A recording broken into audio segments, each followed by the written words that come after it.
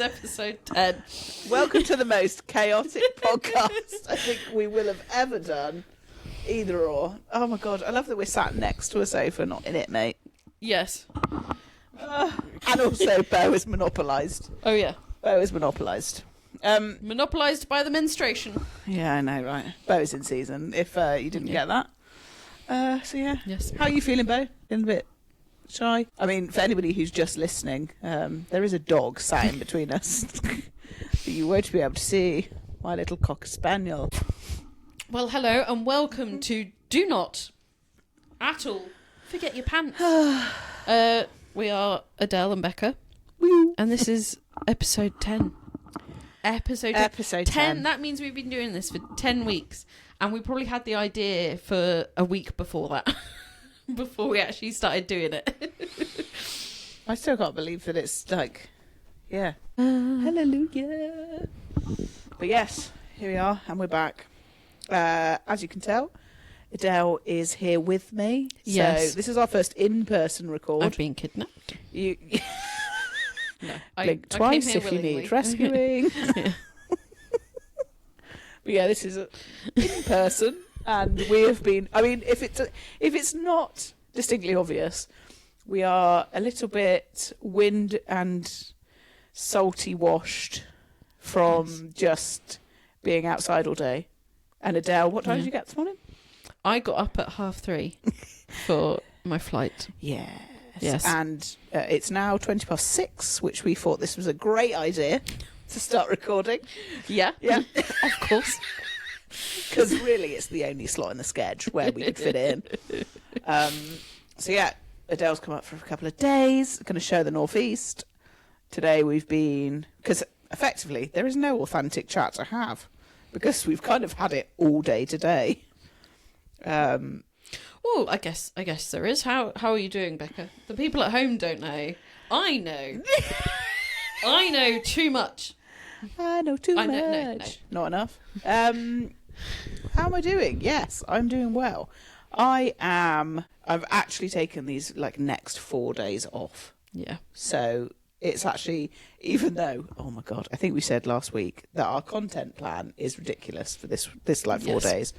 But just actually taking it off and being like, I'm not going to reply to emails. I'm actually not going to, I'm going to enjoy it. We're going to go for swims, eat some nice food, do some nice bits, and then, yeah, have a sauna, obviously. Of course. Yeah, so I'm feeling good. Also, Michael did a run, which you all know, Adele. Michael did peer-to-peer, which is South Shields to Roke Beach, if you're in the Northeast and know where that is. It's I think it's 7.5 miles, but it was such a beautiful run yesterday.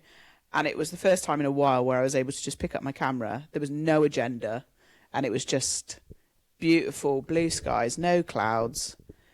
And I just went, yeah. And it just, when you just remember why you're doing something, and then that was it. And I was like, oh yeah, I do love doing this. I do love taking photos, and I do, even though you can get tied up in all of the stuff that goes with it, and being online a lot, actually being behind the camera and taking just photos because I wanted to take them rather with any agenda. It was just like, yeah. So I'm good. And the sun is out in the Northeast, which is bloody brilliant.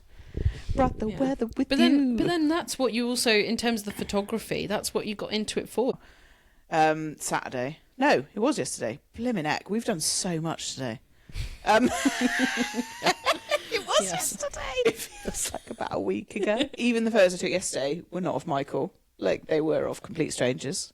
And just I can't even explain it. I think I really love noticing the detail and stuff. Even just filming a guy tying up his shoelaces, or you can see people fiddling with their hands on a start line and they're nervous, or someone with their kid on the start line and they're mummy, look at mummy run, and you're like, oh, that's so cute. Yeah. But yeah, anyway, how are you doing, Adele? Me, how am I doing? I'm good. I'm really happy to be here finally with you in person. Yes, I know, right? I mean, when did we first meet? Because it was what? Lindsay, our friend Lindsay Cole, friend of the pod? Friend of the pod. who was doing her attempt for the longest swim in a monofin. Mm-hmm. Becca was there as Becca making content. Shock, I know. Shock. And I was there to turn up to provide support as one of the support crew, but I was also bringing things like I brought cooked rice pudding, boiling water that had actually predominantly spilt in my boot. Oh my God, I remember that. I still have a little dehumidifier thing in my car because I'm worried about moisture, because all through winter I was scraping off ice on the inside of my car. That's the level it got to. But then I met you and we were chatting because we knew each other through the onlines anyway, so I was able to go up to you and I was like, Becca, I know you, you're probably the only person I recognise. And we were able to just chat, and then I did a swim, you saunaed and popped out when I was round at that point. Yeah, did you know I was waiting in the sauna for every time you came round so that I could time my get in the dip That's really sweet. at the same time to go, hiya, because I knew you were swimming on your own. That's really sweet, yeah. Because I was hoping to join Lindsay for a couple of laps, you see, because she's very fast, but I also thought that having someone in the water might be...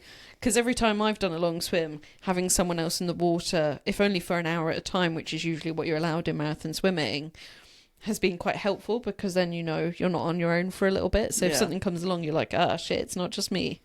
The small fish swim together. Except you're not a small fish, you're a fully fledged human. Well, yeah, there is that. Yeah. But otherwise, I've been doing well. I'm feeling a bit nervous. I've got a 12-hour overnight swim this Saturday, and it is 1 mile on the hour. Some of you will be familiar with the swim the night sort of concept.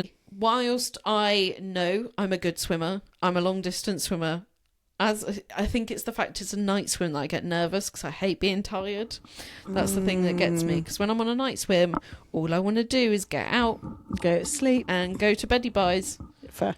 And when it's a really bad swim and I'm really cold and tired and everything else, all I want to do is I just want to get into bed and snug with Josh, and that's it. I want nothing else. And the fact that I stay in those moments, I think, is a testament to how good I am. Sometimes as a swimmer. Where are you doing the swim the night? It's at Guildford Lido. Do I know where that is? I don't know. Guildford, just south of London. No, maybe I haven't been there. Maybe it's been on my to-do list, but I haven't been yet. Have you been to Guildford before? I've been through it because but not swum there. This particular. Oh no, absolutely not.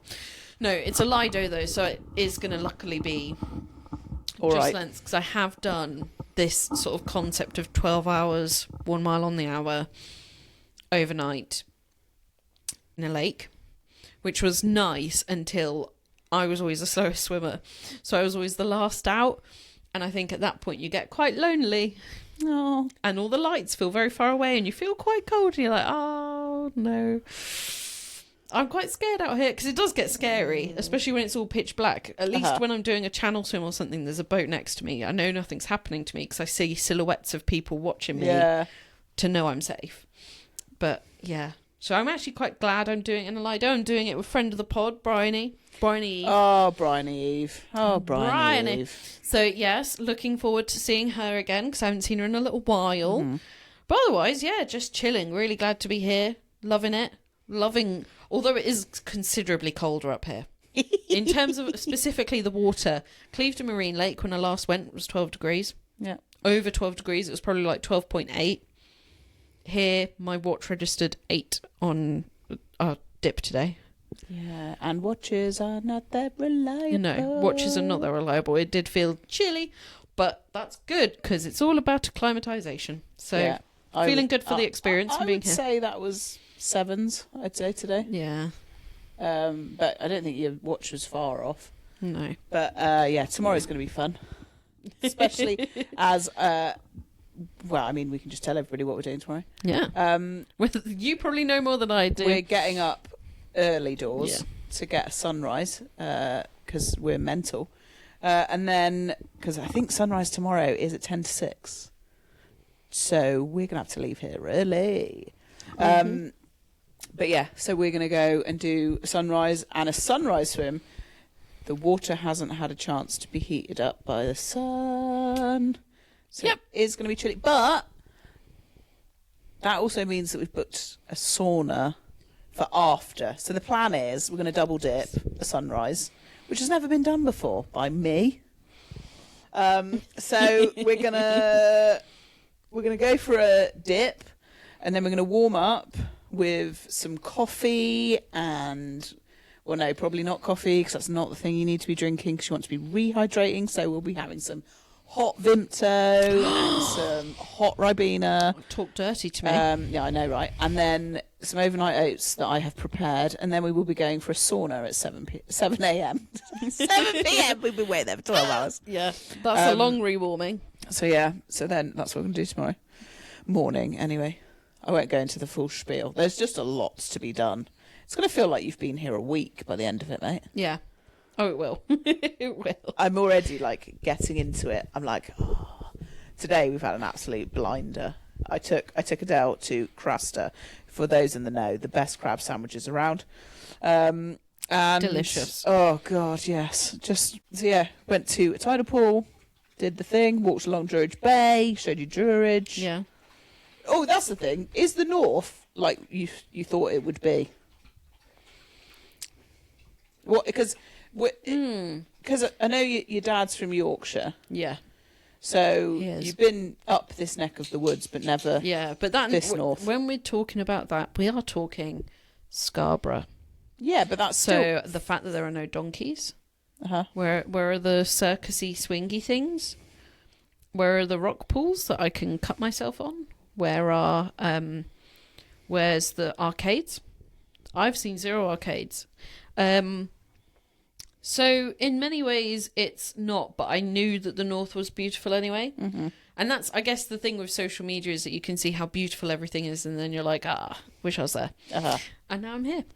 See, I didn't think about that. I didn't know it was this beaut until I got here. Yeah. I'd never, because I think being a southern chick, because I'm sure everyone will know that I'm not from the north, but if you're new here and don't know me, I'm born in Bristol. Lol. And then I left. Shock. And then, yeah, I won't give you that spiel. But yeah, so I'm now in the north, but being from that kind of southern divide, you would always, if you wanted beach, and you go to Cornwall, or you go to Devon, or like, it'd be southwest for sure. That's where you would go. Maybe, I mean, if you were really eclectic, you'd go into Wales. Stop. So the concept of going anywhere above Birmingham felt like a million miles away. Birmingham, yeah. Birmingham. I think I've just cancelled ourselves on the pod here. Birmingham International Airport. That's about as far as I can go. But, like, my grandparents lived in Macclesfield. Like, that was quite north, but I didn't ever come this north. And then to come up here and then be like, oh my God, the beaches are incredible and the people are incredible. And like, yeah, it's just a whole other part of the world that you never think that's where you're going to live. And then suddenly it's like, oh. It's funny you say that though, because Bristol never registered on my radar at all before I ended up meeting Josh and moving there. In fact, there's somebody who I knew at university who actually grew up in the sort of suburb I now live, and I consequently had no clue because I was just like, she's just from Bristol. Yeah, hippies live there. Yeah. That's all I know. They always protest shit, you know. Yeah. And consequently then I met Josh and I was like, oh, now I know Bristol. I know there's Clevedon Marine Lake not far away, and I know it's so close to the rest of the southwest. And all I knew was, because I lived in Devon at one point, so I used to drive past it. Where did you used to live in Devon? Exeter. Oh, did you? Yes, I lived in a little area called Topsham when I was a master's student. Why do I know Topsham? Oh, because it's posh as fuck. Yeah, probably. It's like, because I rented because obviously, but it was very posh, very lovely. Because I went to Plymouth Uni. Say this. Oh yeah. Oh no. No, because my family, they now live in Cheshire, but I grew up in just outside Milton Keynes in an area. That's a lot of area called Newport Pagnell.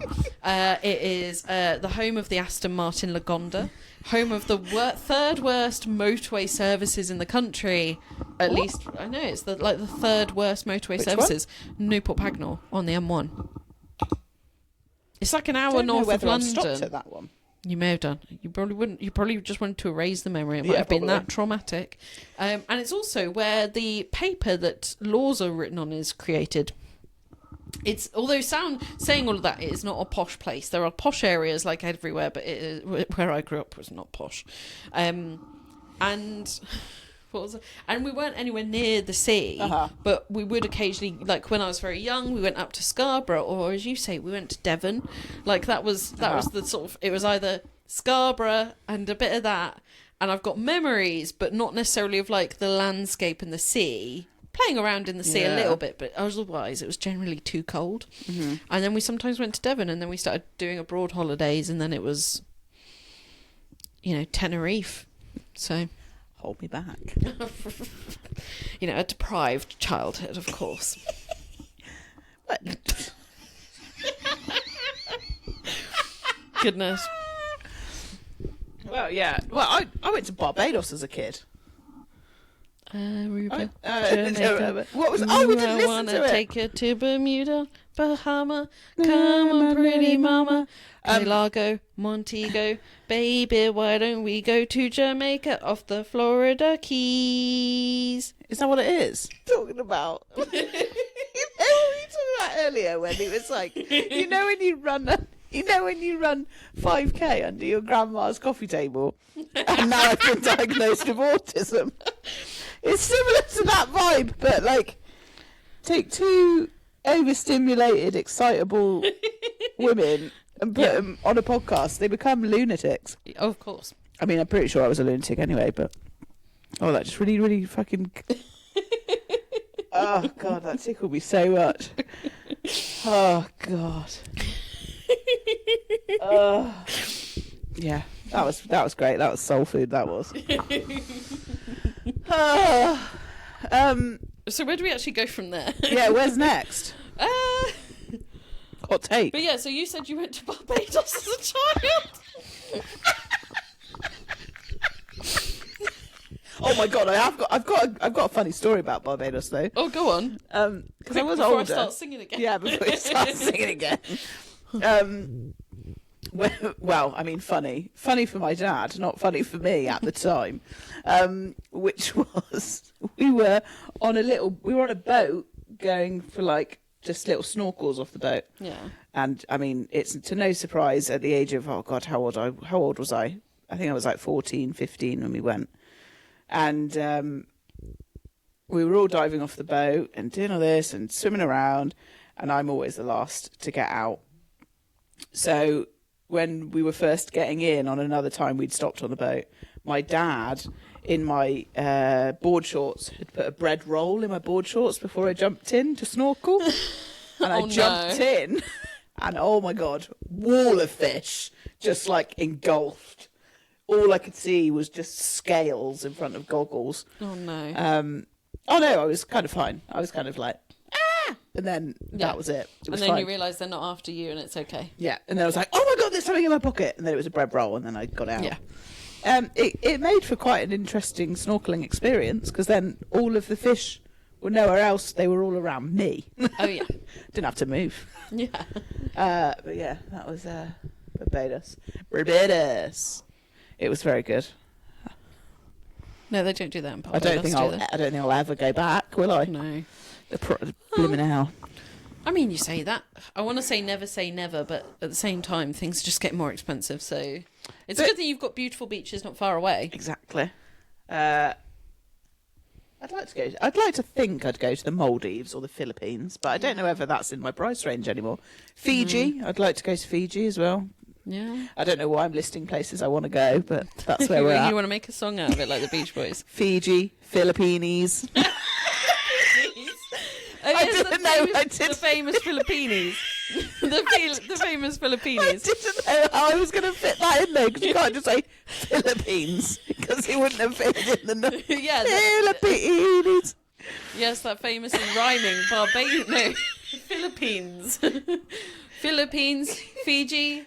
No. They're not very good words. No. Oh, God. The Maldives. No, I can't run that. So I suppose today is the hot take. Our hot take was... What was it in the end? This is going to be a shit episode, so it'll be me and you just laughing. It's just gonna be us I should laughing. actually duplicate it and just make an edit of us laughing. Oh my God, that's going to be just There you go. That would be a lot. You could just have 2 minutes of just pure laughter. 2 minutes? You think it's just 2 minutes on this shit? Oh, God. But I think... No, do you know what? I think the hot take was... Because I've spoken a lot recently about competition, especially in sports. So, yeah, the thing we wanted to talk about was this whole idea of See, my words are not working today. We wanted to talk about competition. Yeah. Because I've had a lot of conversations recently with friends who've got kids, or how they felt with sport at school, and now that I think now being somebody who's, I would still consider myself sporty at 35, and I was always quite a sporty kid, and how that shaped me as a human. Whereas the conversations I've had with people who are also, say, swimming and getting in the water, they're saying that they had a negative experience of sport when they were at school. Yeah. And kind of where that has a place in the world, and whether competitive sport has a place, especially in places like school, for instance, when kids are quite young and then they're coming up and going into secondary and things like this, and how competition puts kids off. So why don't we remove it? And it's like, but if you did that with any other sport, like football or rugby, there wouldn't be a game. No.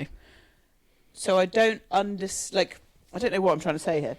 But the idea is, I think for me, when I've had these conversations about sport, and being somebody who competed in a wide range of areas, because I also used to fight. So I used to love martial arts, and I did karate for a while, and used to compete nationally. Well, not nationally, like semi-nationally in the Southwest. But on that amazing. kind of like national level. But it was amongst, well, this is the thing. Being that age, the only people I could fight against, I was basically fighting against grown men at that age, which I found that was really hard. That is weird. It is weird as well. Objectively weird. Objectively weird. I was a young girl fighting grown men. Were you winning though? Of course. That's what we like to hear on the pod. But like, because there wasn't enough girls doing the sport I was doing, then that was what was happening. But also, it's like, now you're hearing about kids and well, no, that's not what I want to say. Basically, the conversations I've had recently have been parents who are concerned about their kids feeling like they've lost something, or feeling like they don't want competition to be the reason that their kid doesn't feel like enough, or that they've had... I'm trying to workshop this idea out. I think that's what's happening. That's all right. We'll get you there. We'll get there. But they were saying how competition in schools should be removed completely because it's hard on the kids. Okay. And how when they see competition, they see it as a way of being negative to someone else. There's a winner and there's a loser. So if we remove that element, then everybody gets a participation trophy and everything is great. Which, okay, if they are at nursery, or if they are in primary school, or like early years, whatever, and they are in the realms of trying to get into a sport and enjoy it, I think, okay, you learn the learning blocks. But also I think there is a massive space for competitive sport, because if you're not doing competitive sport, and hey, across the board, if, sport's not your thing, it's not the end of the world. But for me, I think I learned a lot about myself in competitive sport, because if you lose, it's all about what type of loser are you going to be? Yeah. Is it going to be gracious? Is it somebody... Are you going to learn? Is it going to make you a better athlete? Is it going to make you, I don't know, mentally stronger, mentally tougher? And I've had conversations with Michael this weekend about it, and how I feel like if I hadn't experienced those losses, that when it came to the harder stuff later in life, then I think I would have taken it harder, or I would have not really known how to process it. So I think what I'm trying to say is, like, I feel like for me, sport and that competitive nature of it, and seeing it as a way of building on myself rather than a rivalry against somebody else, it's that whole idea that we can build everybody up. Yeah. And it's funny because I think that in a lot of ways I agree with your point in terms of I've used sport as a way to build myself up every time I do a swim, is to get to the end, to survive. Yeah. As long as I get out alive, it's fine. But it's never been about beating other people. And certainly in open water swimming, that's certainly the experience I've had. I've never had that particularly female rivalry. I've only ever been uplifted by other women. It has never been my swimming that has made anyone go, we like, or try not want me to succeed. Or at least people haven't said if that's the case. But it's interesting because I came from a completely different sporting background in school. And it's really funny because I was always a give it a go person. And actually there was one year, and it's quite a distinctive memory of mine in terms of my sporting upbringing, because I always loved swimming. I just never took it seriously in the sense of I never joined a club. My mum had cancer when I was younger. We couldn't commit to something like that when my dad was, you know, when my mum was out of hospital and stuff. And as a result, you know, I was just like, I'm happy to do sport. I'm just happy to be involved. PE was never something I took seriously. I didn't really like going against other people because it just wasn't my thing. But one of the things that came up, because one thing I did love was just taking part volunteering. And so I took part in a Sky Sports like program where you'd essentially set up games and stuff for younger kids and get them involved. I did this, but I also, as well as that, because when it comes to like colours, and if you're in the school system in England, you might be familiar with school colours and this idea of if you do a certain sport, you might get a colour, and then you get to put it on your jumper or on your blazer or something. And I got a full colour. And so I got pulled up to the stage for getting a full colour. Now, this was because I got a half colour for this volunteering and half a colour as an Endeavour Award, because I would try. You tried so hard.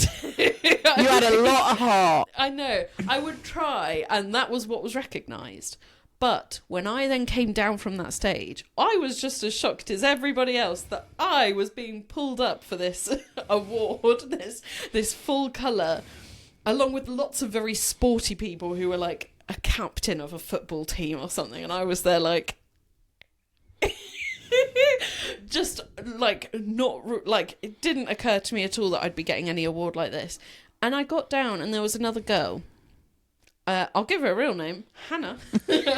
I ain't hiding shit on here. This is the pod. We stay real. We stay real on this pod. And Hannah, who was really good at rowing, she was part of a rowing team, but the school didn't know about it. It wasn't involved in the school. Essentially, just like she wasn't recognised at all, but she was like, even Adele got one. Ooh. I know. And like at the time, because I wanted to play it off, be cool in front of my friends, I was like, haha, yeah, I didn't know why I got one. And I did. I tried really hard. I was really involved. I just liked being involved. I didn't necessarily need to be the best at the sport. I just wanted to improve myself. The only comparator I had was myself last week or yesterday, not somebody else to go off, because everyone's on their own journey, and I already had that in mind, but I couldn't articulate that at the age of 14, 15 at the time. And so it was really strange then to have that as like something that's then stayed with me. Oh, Adele even got one. Like, and I think ultimately it's that sort of thing. That's the thing that drove me to the English Channel, because I felt like I had a lot of people to prove wrong.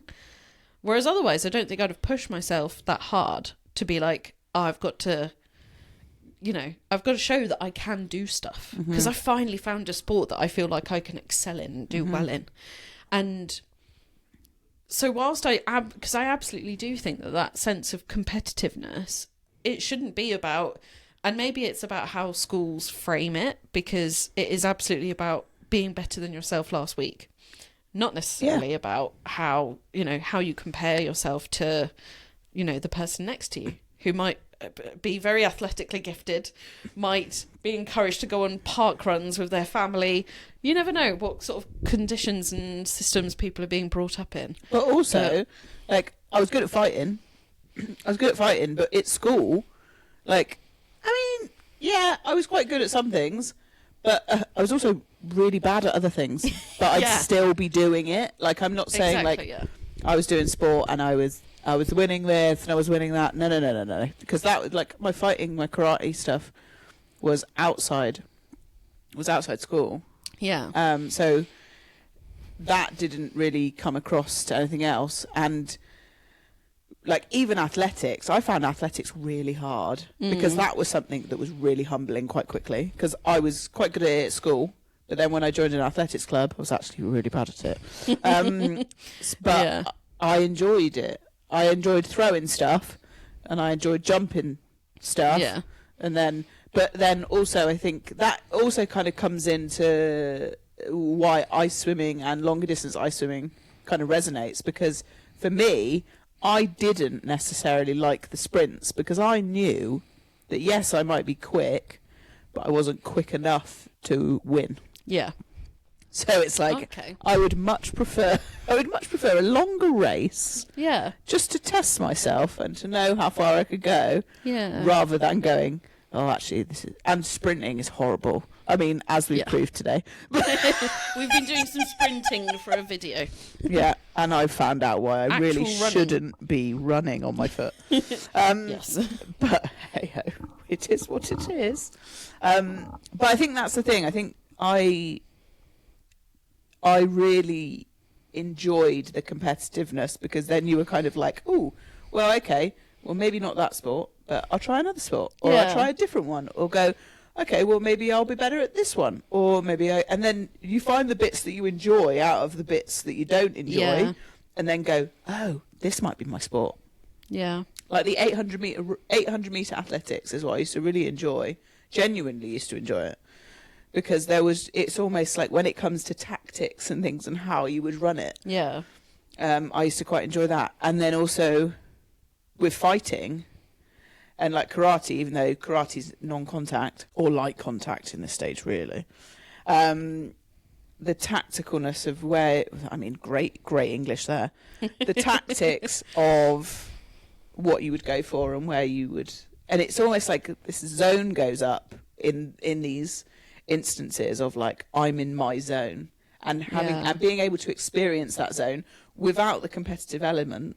Yeah. I don't know whether that would be there, of like, I'm just kind of, I'm doing it and it's all for, just for the good of it, which has its place. I completely agree. But I think it's also a way that I think it's holding up a mirror to myself.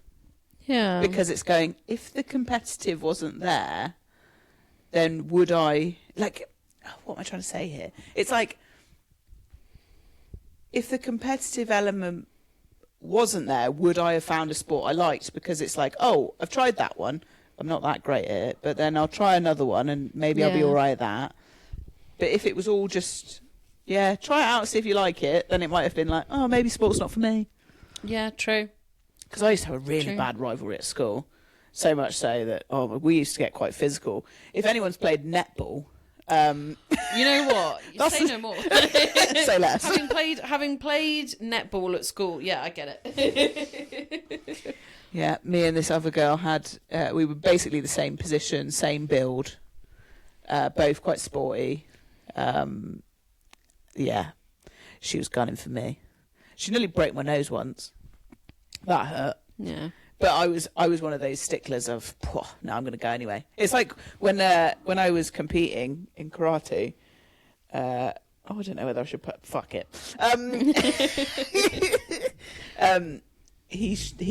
I had a sparring partner who literally healed me in my shin, and I got a hematoma the size of a flipping golf ball. Ooh. It was so painful, and I thought I'd broke it, but apparently not. And I was like, I've got trials this weekend. I have to go. And I'd strapped it up, even though that is clearly something you should not have done. Absolutely not.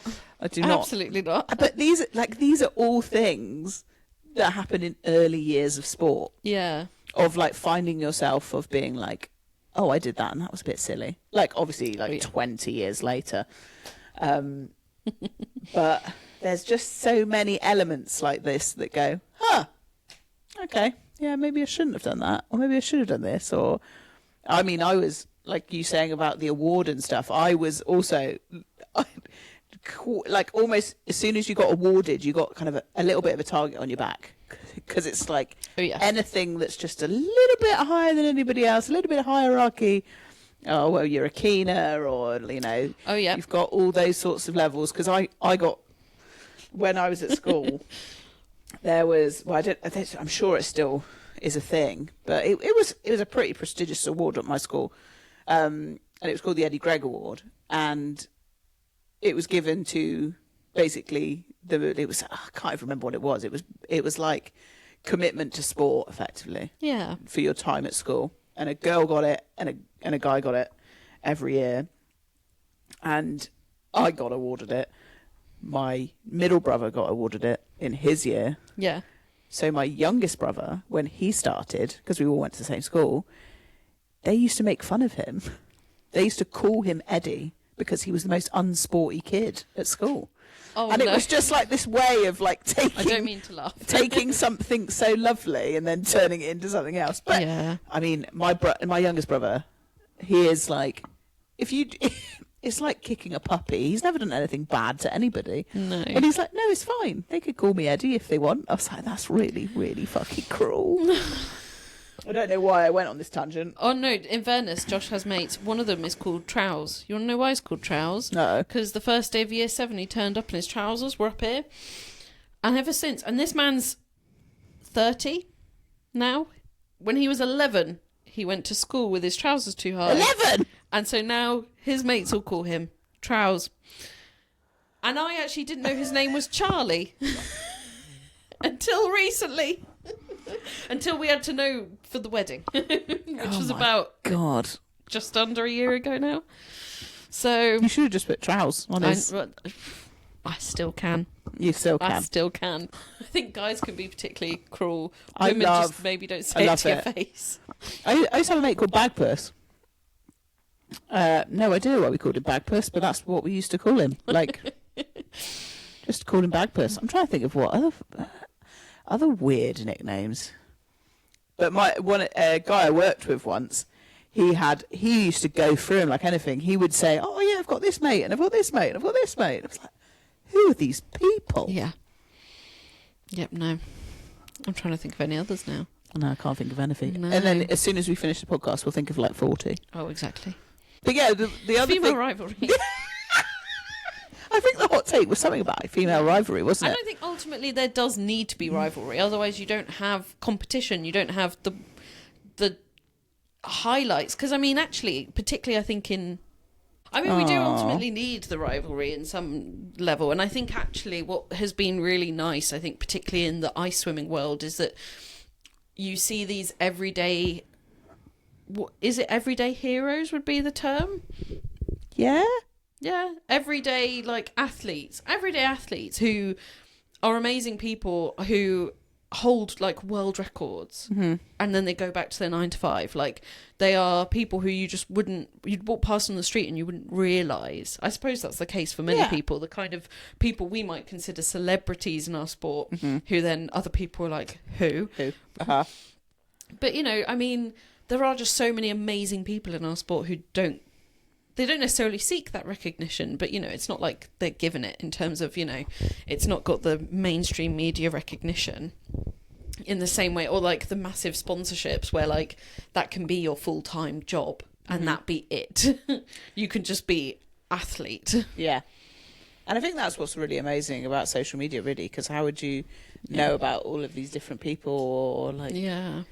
Just the internet in general, not even social media. Like, you'd go to, I mean, going on like Wowzer or any of those things, and you think, oh my goodness, look at all these, or like even any given day going on when we get into channel swimming season, and you can literally just go on and be like, oh look, I can see a boat. Oh yeah, you and can follow people's going dots across, just like, wonder who that person is, wonder how long they've been Yeah. training for, and whether this was their first shot or multiple shot, and it's just that, I remember when I went to the Scilly Isles. I was meant to do the Scilly swim, the one dayer, but that's when they had loads of the Maeve stingers. So that is a swim I DNS'd. Yes. Because I saw it and I was like, this was meant to be like an end of channel swim year, English channel swim year, relax.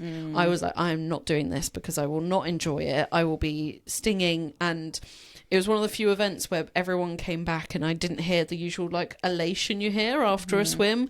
Nobody was elated. Everyone came back to the camp very upset. And I was like, I had a really nice sunny day on the beach. I potted about in the water and that was all I needed to do.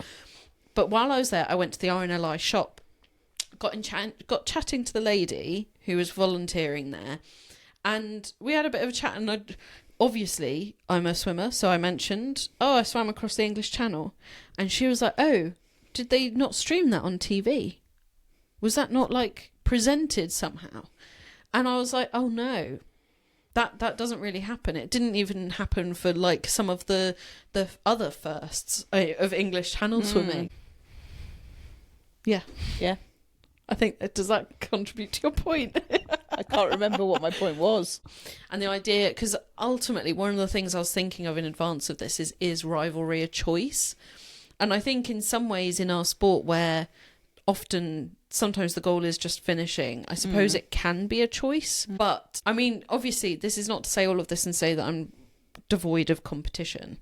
There is my enemy of the lanes, the lady who cupped my butt cheek. Yeah, her. I'm now faster than her. There you go. And I've got to stay faster than her. And that's probably about it. Yeah. As long as I'm faster than her most of the time, I'm all right. Done. Yeah. But otherwise, I'll just, I'll take survival.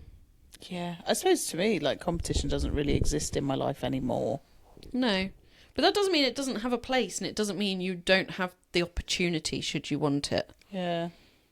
Because just because one person doesn't like it doesn't mean it shouldn't exist. Yeah, that's the vibe. Yeah. And I think that's the vibe. That's the crux of it, mate. Well done. Tick.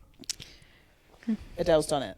That's what's been annoying me for ages. Yeah. I haven't been able to articulate it, but that's what I mean. Yeah. And, I think there's something there about like, if you're a child and you don't think that it's for you, maybe it's also about showing, like, increasing their confidence, showing that there's many ways in which they're great as a person without them needing to be great at a specific sport that the curriculum is trying to push them into. But also being able to choose whether sport is even for you as a whole. Yeah. Like, yeah, you have to do it at school, but that's to learn if you like it or not. Well, exactly. But also that survival, because I mean, swimming, we did a bit of swimming. Chuck you in any pyjamas. Oh, yep, I remember that. I remember Charlie. He won't watch this, but we were friends as kids, and he pulled my leg back when we were swimming, and I asked to do this little test again because I was like, I'm a good swimmer, and he pulled my leg back, and I was like, and I was really annoyed. Turns out the teacher wasn't looking to see it anyway, but it's only because I was overtaking him that he pulled my leg. I was like, that's weird. I'm sure he's doing well. I hope he's doing well. But he was a dickhead then. Power to him. And so I asked to do it again. And I did it again. Because I was really worried it would mean that I didn't get my little award of like 25 metres. Makes all the difference, mate. Makes all the difference. Well, it does, because actually that pool was 33.3 metres. I call them out. Like, what's the one there's another one in London, and then also Portside Lido. Oh, yeah. 33 and a third. Yeah. Well, I think that's a hot take then. Because you don't have to be good at your hobbies. Yeah. I think just some people, like you, obviously, prefer being good at them. I also prefer being good at them because swimming is probably I suppose that comes into it. Like, I'd prefer to be good at it rather than mediocre because, like, still, even how many years later, 6 years later, still learning front crawl, still doing it. Even with a different You're obviously coach. doing it really well still. You wait, you'll see on Wednesday, mate. I just get so in my head about it, and I think I like learning things, and I like trying to master something. Yeah. And I think that's... Well, then you're probably better than me then, because I don't spend that not. much time thinking about my technique. But I always think that if I think it's one of those things where you hone in on it and go, if somebody showed me how to do it properly, then maybe I'll be better at it, and then it won't hurt as much or take as much energy. Yeah. So that's my thought process, I think. Yeah. It'll be more fun if I can do it better. Well, okay, so dear listener, we don't have a changing room council today, despite the fact that I did bring the wig. That is commitment to the bit, isn't it? Commitment to the bit. Or shedding your sins to the watery abyss. We have no confessions. No more confessions. That's our confession. Yeah, we confess. We've been rubbish at collecting them this week. But that is because we have also wanted to answer some questions, because whilst we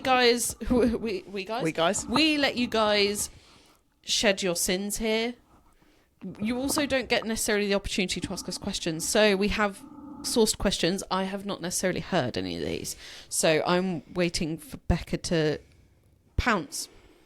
We've had a few. Had a few. Oh, good. That's good news. So let's start off with an easier one, shall we? That suggests there's hard ones. Oh no. Dream swim location. Ooh. The thing is, all the really nice hot places, there's generally some of the worst wildlife, and that's what I'm terrified of.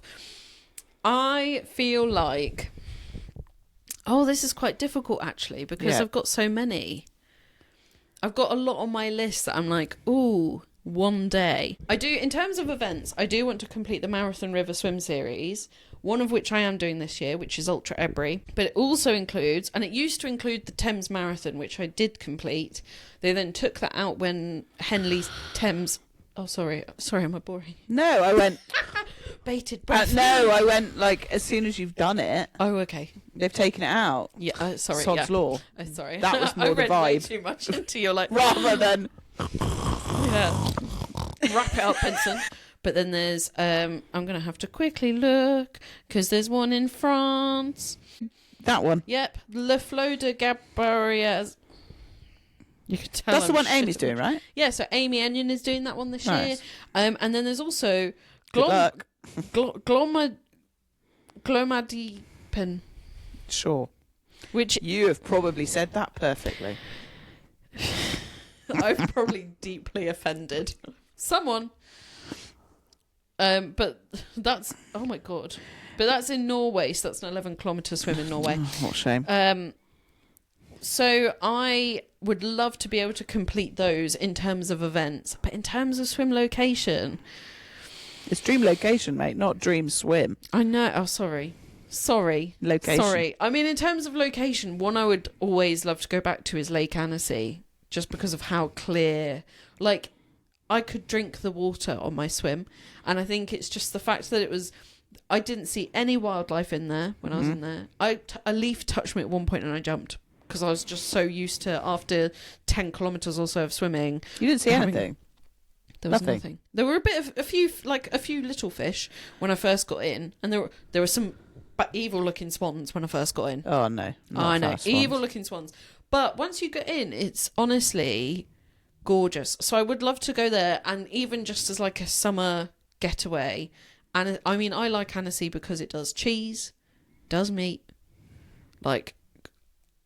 gluttonous food. Me and cheese. What more do you want? A good boulangerie. I'll just be cheese and bread. All the stuff. All the boulangeries. Lots of ice cream as well. Yeah. Lovely weather. That's what you want. Lots of active people. You can hire boats out, and so you can just jump off boats and have lots of fun. So around there is gorgeous. I have no doubt that the Swiss lakes are also quite like that. So I wouldn't mind. Like that. Is that a hint as to what your one is? Because I've been going on a little while. No, not at all. Oh, so what's your one? No, I don't really know what my dream location is. I think I've always wanted to go back to Ningaloo Reef in Australia, because I did the Great Barrier, but I didn't do Ningaloo. And if you don't know, Ningaloo Reef is on the west coast of Australia, and I was a complete Brit and did the east coast. And Ningaloo Reef is just incredible. They've got a whole They've got a whole program, and they've got the science behind it, and they look after the place and all that sort of stuff. So I think that would be quite a dream location if we're talking about like dreamies. Dreamies. Also Fiji. I mean, also like Yeah. and the thing is, it's quite funny that you say anywhere without much wildlife. I think it's more like, because I love wildlife, but at a distance, a healthy distance. Whereas I'd love to swim somewhere like Australia.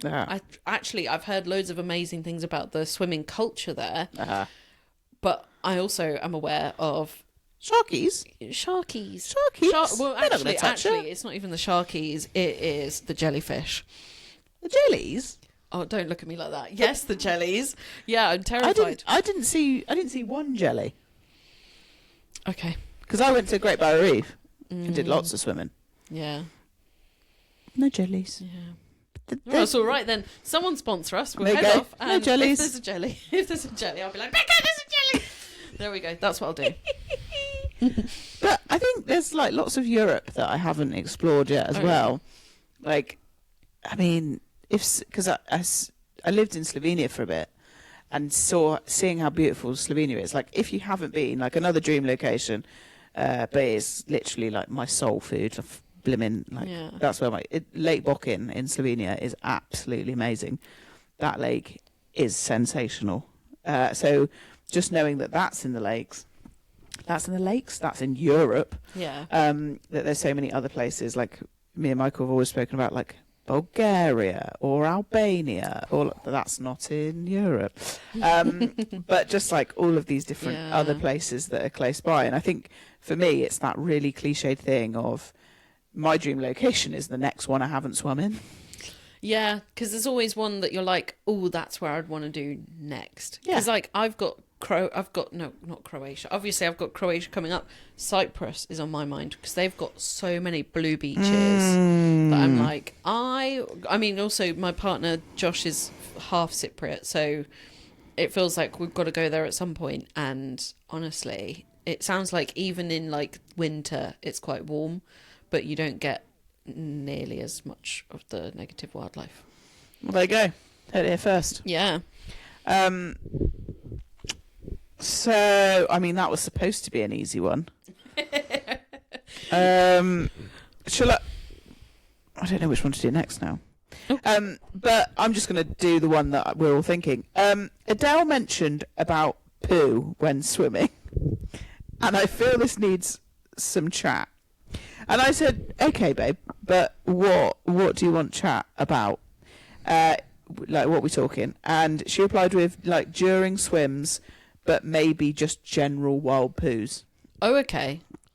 If it's any consolation, I have no wild poo or or long distance poo stories. I don't know how to, like, I don't get constipated, but I'm not like free flowing, if you know what I mean. Like I just don't get the sensation. But it's more, you were saying earlier that it was more... Oh, I'm terrified. You're just terrified of... Yeah, because there's people watching me. For the next few swims, I've got you on the boat filming me. And what if it's a floater? There's no hiding that. there is just no subtlety. Through your brain? Like, just... I mean, on a two-way, you're thinking you're not going to do one. Well, I didn't during my English Channel swim. And that was longer than the but also, if you're you're in the home of poo in the sea. Yes. You would kind of think, but I suppose it's just you're more worried about someone seeing that you poo. I think this is such a niche conversation. I mean, only in our sport, right? In The Art of Resilience, Ross Edgley's book. Credit me, Ross Edgley. I've noted. I don't know. Sponsor us. He talks in it about how at some points he was sick and throwing up, but the way that the waves were moving is that he would be swimming and then his sick would be washing back over him. Oh. And I think it's that feeling of like dirtiness. Even though you're in the water, you can't get away from that. And it's very like, I've swum in rivers that are not very nice before and gotten incredibly ill. And there was always a sense in them that I was like, oh, something's not right. In the sea, I don't get that generally. Mm-hmm. In the sea, because I'm so far out, I've just never had that problem. And I've never really been on a beach where it has been so bad a problem. I know that exists, but, you know, I've not seen tampons washing about, for example. And for me, I think there is that element of being watched. I was terrified of farting on my Gdynia Tehel swim, despite the fact that, you know, I needed to. But nobody would have noticed. You were terrified of farting? Yeah, in case, like, the bubble came up. But it was insane. And then people went, oh, God, look, that endurance swimmer farted. Yeah. Sorry, right. Are you not the type of person that hears a fart and thinks it's funny? Well, that's the thing. Are you in a fart shame? Are you from a fart shame household? Well, I was. But now I said, like... Well, no. I mean, I think it's more just, like, because often as well on the boat there are strangers. Yeah, but a fart. I'm all right. I'm comfortable farting. But you were worried about a little bubble coming up. Yeah, but it's never just a little bubble, is it? You never know what else is going to be. Like, that could be a gateway. So you're worried about sharting yourself? Maybe. What if I do shart myself? Okay, Becca. What's wrong with that?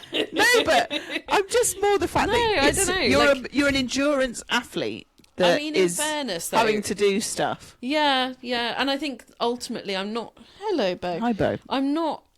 I think it's more just like... Because there is shame in it. Oh, no, I think I know why. I think my brain's just gone, this is why you're shaming for it. Because I slept walked as a child. I never really slept walked much. This one time I did sleepwalk. I did a poo in the hallway. Woke up. Pyjamas around my ankles.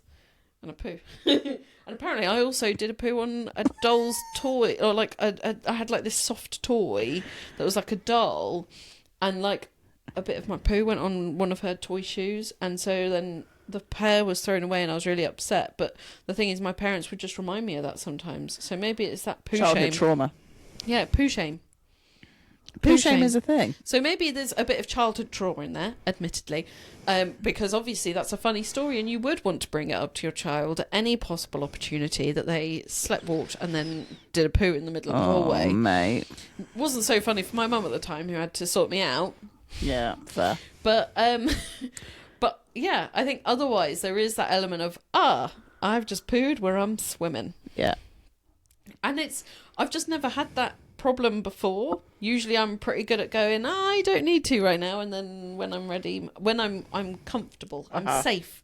I'm in a poo safe environment. I'll then know where all the doors are. Yeah. So I don't think there's specifically, like, I don't have a particular story. Oh, thank you for licks. She's cleaning me. Yeah. I must taste like salt. Well, yeah. That's true. Yeah, I don't think I've got a particular story. Although I did recently do a carousel where I was like, this is what I'm worried about coming up to the swim season. And a lot of people didn't... Whilst some people commented about pooing while swimming, one person messaged... A couple of people messaged me who felt more comfortable messaging me than commenting. But some people were talking about lubing up certain areas so poo doesn't stick to you. I mean, that's genius, first off. But also, second off, the thought process of... The experience you must have gone through to know that. The experience. I mean, I think also that terrifies me more because actually I'm now like, well, actually there's a world in which I poo everywhere and can't get it off me. Let's put it out there, okay? We're going to be real here. You'll just stay on me. That's, you know what, that's nightmare fuel, okay? You're in the middle of a swim, you're about to finish, and then you poo yourself, and then Becca Harvey's there meant to take finisher pictures, and you walk out and you're just covered in shit. Honestly, that's nightmare fuel I did not need. Also, I don't think this will help your fear story, Adele. No, okay. Well, at this point, you can't make it that much worse, because we've literally just been talking about having to lube yourself up so your shit doesn't stick to you. So yeah, actually, me and Michael call pooing in general just going for a Windermere. Because when Michael did the length of Windermere, yeah, and I think it's also one of those things where, and also I've literally just had sign off to say this story. But You can back out now. you can back out now. Say it now, or forever hold your peace. The story I have is like I've had sign off from Michael to say it, but essentially, I was in full view of Michael going to do his, and we now proceed to call pooing just going for a Windermere, because that was the lake he was in when I remember him just bobbing around, basically Kevin and Perrying. There's the visual for you. I am no more reassured. Yeah, no more reassured. Tell you that. But we're still together. We still love each other. Next one. Favourite swimming costume? Easy. Easy, Deacon Because in there's blue. it's Deacon in Blue for me. Deacon in blue, R.I.P. I think as soon as I put that on my body, it was just like, oh, my tits are enclosed, my butt's enclosed. Yeah. And it just worked for the shape of my body. But at the same time, other people, you know, it's not about what the favourite that even though they are my favourite, they were my favourite brand, my favourite costume to wear.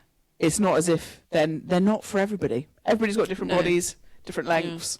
But then that's why we've also got to start a series called Strap In, because we do find it is so difficult to find a swimming costume brand that you do love. And Deacon in Blue for me, it's the only one I can swim really long distances in where actually the swimming costume isn't the issue for chafing. Yeah. The only thing that chafed against myself during the English Channel was myself. My armpit hairs, which grew like 2 millimeters during the swim, that then grazed me to the point of bleeding under my arms. That was the problem, not the swimming costume. Don't shave before you swim the English Channel. Oh God, that's no. the message there. Just leave it all. Oh my God. But yeah, Deacon in Blue. Deacon in Blue. Find on Vinted. But I think that's the thing as well. Like with swimming costumes, people don't really think about the feel of the costumes, because we've started this series now, this strap-in series. We haven't it's not all out yet, but it's one of those things where, I mean, we've started testing out brands, and the difference in material does make a huge difference. And I don't think I really appreciate that. And with Deacon in Blue, you know, it's soft against your skin. It's not rubbing anywhere. And then you compare that to other brands that you've tried or other ones on the market. They are nowhere near as soft, and they don't feel as harsh. And I don't know whether that's a me thing of I'm super sensitive with what I put next to my skin. I don't even think it's super sensitive. I mean, you know this, the people at home do not. I did in one of these swimming costumes, I tested it for a 10-kilometre swim on Friday. I had to stop after 7 kilometres because of the rubbing that I had on my neck, on my sides, from where it had been cutting into my back, that I can kind of still feel. And at that point, you can't, that's not a reliable swimming costume for me. Maybe a 60 length, kilometre and a half speed session maybe, but not for a long distance swim, because I'll end up hurt. I've never had to cut a swim short like that because of a swimming costume. And whilst I'm glad to be doing it for the series, so we can find what the perfect one is for us, but that one, because of the way it's cut, it just wasn't right. And we should say that some of the reasoning behind doing this series is because, for me at least, I don't take my Deacon in Blue in the pool because they are sacred, and I need to find something that, when you're comparing it to something that you love so much, it's hard. So I think that's also the other reason we did, because Deacon in Blue don't exist anymore. It's right, it's time to find the next best thing, if it exists. And then, the final one, how to maintain a life when training, please. I'm training for 21 miles two-way Windermere. How do you maintain a life? I don't know if I'm the person to ask about that, because I had a mental breakdown and quit my job. Really difficult. What does your life look like? I think that's the thing. For me, I don't really train that much. Because I'm very much a short distance. It's more about being in the water and just being amongst it, really. Training for me looks like pool, but they're short distances. They're not that long. They're not taking multiple hours and having to do 6-hour qualifiers, overnight swims, all this sort of nonsense. Nonsense, yes. Nonsense, yes. So for me, I don't really know whether I can answer that question. But in terms of me, swimming has become my entire life. When I was training for my ice mile, everything else became secondary. Whether it was seeing friends or seeing family or anything, it was like I dropped everything to do it, and I don't. And people do it, but as you say, it's like it is at the cost of something else. Absolutely. When I did my English Channel swim, it was, lots. I had to have some very understanding friends, very understanding family, knowing they wouldn't see me for that time. I suppose actually it was quite good in a way because I'd actually moved to Bristol only a year before, and I was already in English Channel training.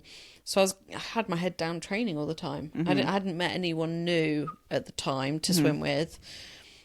So I was just meeting up with old swim friends and swimming long distances at Clevedon Marine Lake. So it's not like I was missing out in a huge way. But then that did have a knock-on effect afterwards where I was like, oh shit, I don't have any friends here. And so I had to then build up that community. And it felt quite delayed in that sense. But otherwise, everything was English Channel swim. None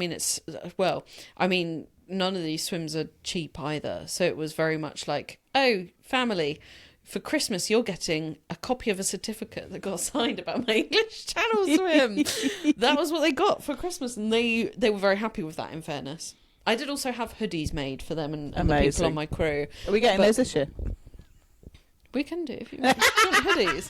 No, because I love a little Canva-like design of hoodies. I can design hoodies, yeah. Oh my God, amazing. Me, you and Josh. Yeah. And then, so otherwise it was, having... And also trying to, because I was also working full time and I'd just taken on a new role only a few months before doing the English Channel. I was then managing a team. It was, recruiting for new people. They're going to have to hit the ground running because I'm going to then be like, I'm off for a week for a swim camp. Then I'm back for a week. Then I'm off for 2 weeks because actually that's English Channel time. Or in fact it was 1 week with the potential of an extension of another week in case I needed it for the window, but luckily I was the first swimmer, so it was very, I'm in and out a lot, so having lots of understanding people, but also not taking on anything super new at that point. You just had to be really understanding that that's the goal you want to go for, and that takes sacrifices. And I think also don't forget why you started it in the first place, and don't take all the fun out of it, because training is something that just oversaturates to all of your life, and sometimes you can be like, I just don't want to do this anymore. So just like one thing I would say, even though you haven't asked for it, is make sure that you're maybe having a chance or a swim that is just for you, that is abundant of training or abundant of like anything else, and just making sure you still connect with what you love. So I suppose that's a pretty good way to end it. I mean, my goodness, end of series 1 in the Northeast. That's just going to be a series 2. Well, who knows? Who knows? We shall see. Yeah. We'll have to do the next one in person as well, eh? Don't tease me like that. You're coming back up. What are you talking about?